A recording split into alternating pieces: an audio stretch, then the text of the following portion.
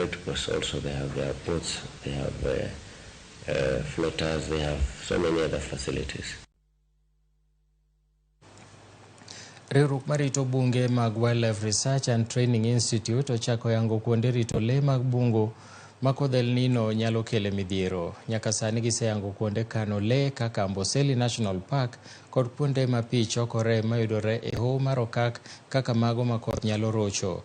Riwruogno omedo ni kodhni nyalo miyo le dar e bungego kendo kelo tungni kod jopiny modak e alworagi.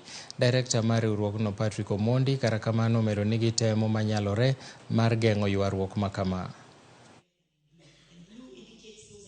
You know, El Nino comes with its own challenges because there are parks when it rains, like Amboseli, it becomes a big lake.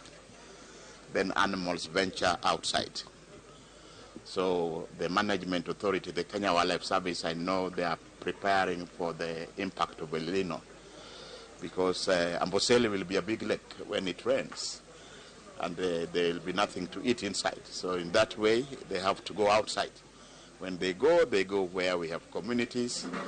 Now the service need to prepare, and the government is already working on the El Nino mitigation strategy. And we will be part and parcel of it to provide data, particularly coming from this conference. We have gotten quality data on the pattern of movements. This country, we know that there's a lot of trade in terms of wildlife products. And it is very, very important that before you take somebody to court, you have to get the right important evidence. Forensics has got about 10 fields.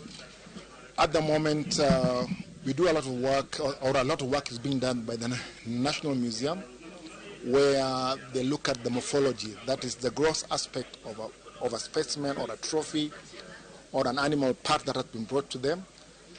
And from there, they are able to say this particular specimen or trophies from either an elephant or a rhino